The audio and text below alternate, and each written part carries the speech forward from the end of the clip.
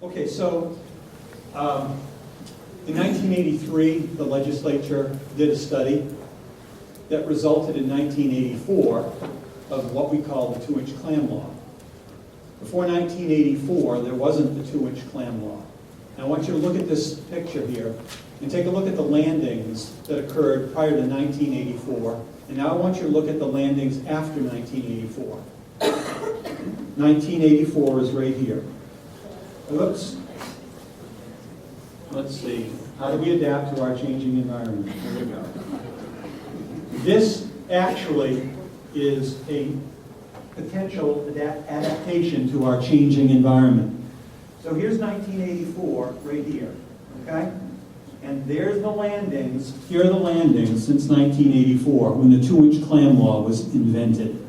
2-inch clam law was invented not based on biology, as many people believe.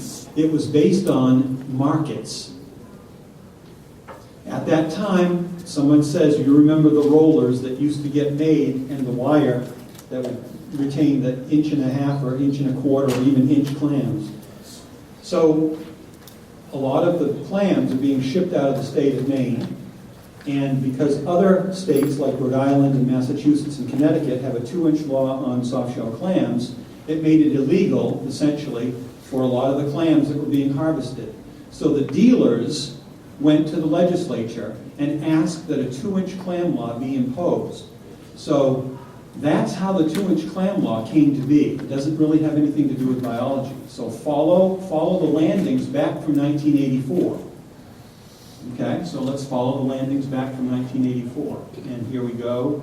Oh, well, geez, there was a lot of clams then, and then there wasn't a lot of clams. Well, what was going on? Well, part of what you're seeing here has to do with water temperature.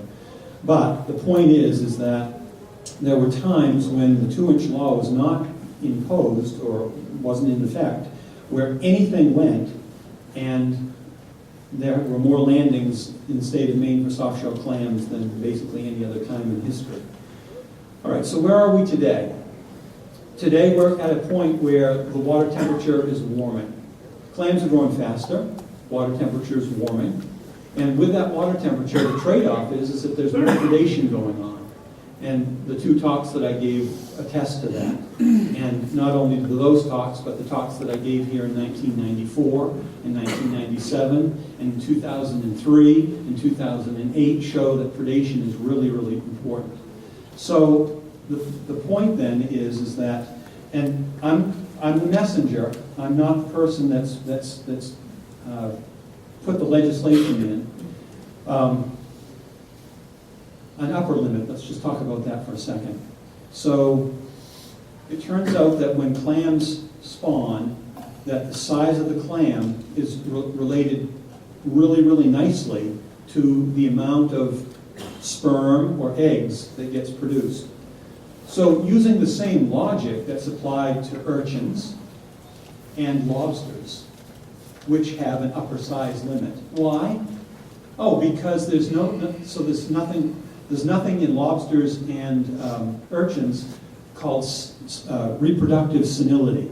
You and I suffer from reproductive senility. There aren't many 80-year-old men and women that have children. Okay? But there are quahogs and oysters that are this size that produce offspring. And they don't stop producing offspring just because they get older and larger. That is to say, for lobsters, there's an upper limit of 5 inches carapace length because anything above that is considered a spawner. And the relationship between the size of the lobster and the eggs it produces is the same relationship for bivalves. It's exponential. So if you look at the amount of eggs that are produced by a 2-inch clam versus a 3-inch clam, it's an order of magnitude more. It's not a straight line relationship, it's an exponential. So is there a huge difference between a 3.5-inch clam that produces eggs and a 4-inch clam that produces eggs? You bet. It's on the order of millions of eggs. Just the difference between 3.5 and 4. Is there a difference between an 1.5-inch clam and a 2-inch clam for the number of eggs it produces? Absolutely. So an upper limit just simply means that there's going to be more spawning stock. Okay. So let's look at the other end. And I don't think that there are many people that would say, well, we want to harvest these 3.5-inch clams. Even the folks that cut clams, even the folks that are shucking these clams, you know, oftentimes you go into a shop and, you know, on the low drain tides, we don't want these large clams, even if we're shucking them. So, you know, some folks have said, well, if you leave these clams in the flats, will they die? No, they won't die. They're going to produce. They're going to spawn. Okay. The other end, 1.5 inches. Now, I haven't even seen the legislation in 2 minutes. I haven't even seen the legislation on this. But here's what we know. Green crabs and nemertine worms are killing us. They're killing us. So I think, personally, that this bill is about creating jobs. This is a jobs bill. And you might say, well, if you're taking all the 1.5 inch clams, well, you don't. There is no fishery that's 100%. Okay? Today we have a 2-inch clam law. And if you tell me that you can't go out and find a 5-inch clam or a 4-inch clam, I don't believe you. I think you can find a 4-inch clam and a 5-inch clam. That means to say that not all the clams are being harvested at 2 inches. So not all the clams are going to be harvested at 1.5 inches. The 1.5 inches is going to create more jobs because there'll be more clams to sell. Now, the problem here is with the dealers. They don't want to buy an 1.5 inch clam. Okay, well then don't buy it. Or if you have a clam that's 1.5 inches, where can you sell it? Oh, Portland, Presque Isle, Bangor, Jonesport, Lubec, Wells. You can sell it in the state of Maine. You just can't sell it out of state. What's the big deal? So you've got a grading. You grade your clams, and the 2-inch clams and larger go out of state or to in-state markets, and the 1.5 inch clams to 2-inch clams stay in the state of Maine. What would you rather do? Sit down and have a plate of steamers where you've got 6 clams because they're all 3 inches, or would you rather have a plate that's got 25 clams? Anyway, that's the logic of the 2-inch clam law being adjusted to 1.5 inches to 3.5. Chris?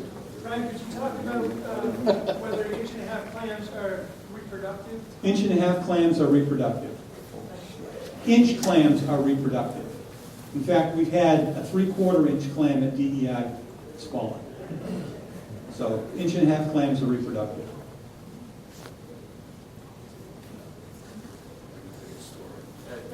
Thank you very much, Representative Allen. Right. Hello. Theo. So if you're digging and you've got this slot management, so you're leaving everything that's 3 inches and over, but you've dug that up and the predation levels are so high, then how do you keep that 3-inch clam from dying? Well, okay, because the 3 and 3.5 inch clams and larger are going to be lower in the mud than an 1.5 inch to 3-inch clam. You're not going to dig them up. Those clams aren't going to get dug up. You've got to go fairly deep to get a 3.5 and greater inch clam. And why do you need a slot then if you're not going to get them? Sorry? Why do you need a slot regulation then if you're not going to dig them up? Because you're going to allow them to spawn. They're your spawning stock. Everything else is spawning, but they're producing proportionately more eggs and sperm per capita, per individual clam, than the ones that are being harvested. Again, it's the same logic of why you would not take a 5-inch and over lobster, or why you would leave a 3-inch urchin and above, why you would leave that on the bottom. It's the same logic. Those are proportionately larger and more significant spawners. You know? Is there a relationship between the size of the clam and the preference that the predators have for it? I mean, are the predators more effective in a certain size class? There's a relationship between size of predator and size of prey, and it shifts. So, you know, when you say green crabs are preying on clams, are you talking about 50 millimeter carapace with green crabs? Are you talking about 7 millimeter carapace green crabs? Are you talking about 89 millimeter carapace green crabs? So every one of those different size classes of predators has their preferred size of prey. Yes. Have you been able to larvae from 1.5-inch clams, 2-inch clams to see how much of a difference there is between that growth? So in other words, how much more would a 2-inch clam produce for larvae as opposed to an 1.5 inch? A 2-inch clam will produce significantly more eggs and therefore larvae than a 1.5-inch clam. Absolutely. So that's why it goes to 2 inch, goes to 1.5 inch, just based on how much they can produce. That's correct. But take a look at the landings and tell me, in a time when there was, you know, it was the wild, wild west. You could take anything, and yet landings were greater than they are after the 2-inch clam law. I'm just, you know, there it is. That to me says a lot. After 1984, landings went down, and you know they may have appeared to stabilize, but they've certainly stabilized at a level that, you know, why can't we be here? That's really what we're saying. And We need an extra 400 to 500 diggers. well, well, we need an extra 4,500 diggers, and perhaps there would be if there were higher production. Let me just say one thing about the tolerance, because there was a question. In 1984, when the 2-inch clam law was invented, there was a 30% tolerance that was sunsetted after 6 months, and then it reduced to the 10% that it is now. Anyway, yes. Brian, I think in 1984 too, from there on, a lot of people got into other businesses too, like lobster fishing, eel and all that, you know, that's come on. I know in our town, we used to sell 140 licenses compared to 40 or 50 now. Right. So you got all that other 100 licenses that ain't going on that market right there. I agree. But part of that argument is, if there were clams and they were profitable, if there were enough clams and the clamming was profitable, you wouldn't have lost those 142 licenses. I mean, I grew up in Jonesport, and there were 165 clammers, and now there's 32 today. You've got Albert Carver dropping his price to $40 a bushel. Is people going to do it when he gets abundance of clams? He drops that price way down. Who's going to do it? I hear you completely, but I also know that the production, the clams on flats, isn't today what it used to be. I understand that, but I see it coming back because of the seed I've seen in the last couple of years. The natural seed is just unreal. Chad? Yeah, Brian, you know, as far as effort goes, that's what I'm hearing here is effort is, isn't the price of clams higher now than it was in the 70s? So why would there be less clammers if the prices are higher? I don't know what the cost of, what is it, the cost of living difference. What's $1 today versus $1 in 1974? I don't know what that is, but my sense is that when clams get to $150 a bushel, that there's nothing comparable that happened in the 1970s that was the same. So we're going to do 3 more questions, Dana, Julie, and George, and then we're going to call it for lunch. Again, people will be here all day, and maybe Brian would join us up in the Monhegan room. We'll give you lunch. I was hoping you would have lost his wagon. Dana. So, a big portion of this issue is spawning stock biomass. Yep. I'd love to know what's known about subtidal soft-shell clam population, say between mean low water and tooth batters. Do we know anything about that? Because that can be a substantial spawning stock biomass. It could be, and we know that there are clams that, you know, inhabit the subtidal below the lowest low mean. You know, I can remember going out on a -2.2 tide with my grandfather. It only occurred once in a decade. He said, "Watch this." You know, we got clams like that. It was unbelievable. But you know, in that area, as you look at stock, you get more stock at the high, less at the mid, less at the low, and then it keeps on getting less and less and less because there's more predation as you go further down. So, Julie. I wanted to ask about the bigger clams, 3.5 inches. Somebody asked, do they die, the bigger ones? Yep. How old are they when they die? It depends on where they are.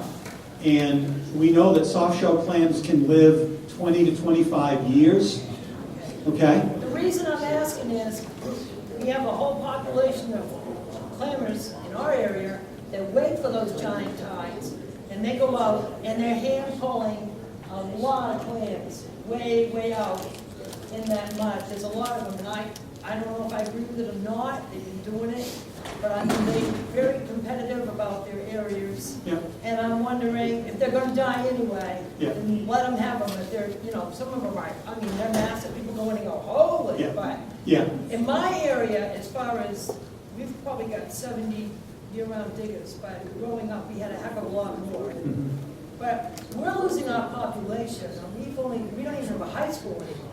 right. The people are moving in, the medium house down there is $200,000 for a shack, Yeah. because you can see the water. And so what do people do? They can't make a living digging wrinkles and digging clams, so they're moving out, they're going somewhere, you know, there's no work. So I think that's got a big contribution. In fact, I think this is happening all over the coast, is we're losing our land.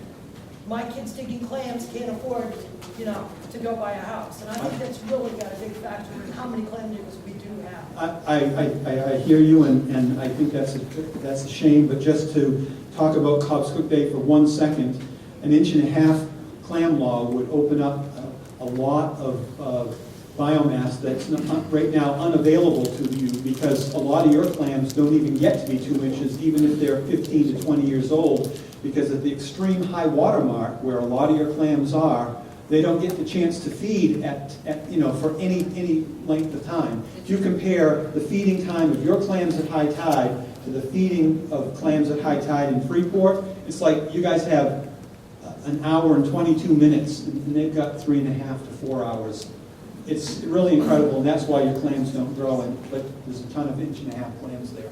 Is there still going to be a tolerance on the percent, on the 10%? I'm sure they would institute a tolerance.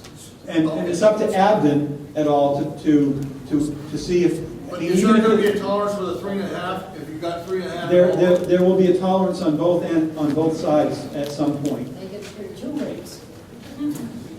Well, there you go. Don't you have two rings, if you will, for lobsters? What do we got? One more question? Well, the other thing I wanted to point out is that, you know, we sell clams by the pound.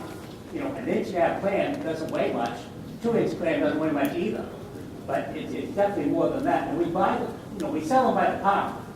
And so I don't see I know that they're slow growing, they get fatter, and they're heavier. You know, in you know, parts where they're upper higher and they're hard to grow, but they're like stuck in something. They stay so fat and heavy, but still. But 30 clams weighs a lot more than 2. That's all I'm going to say.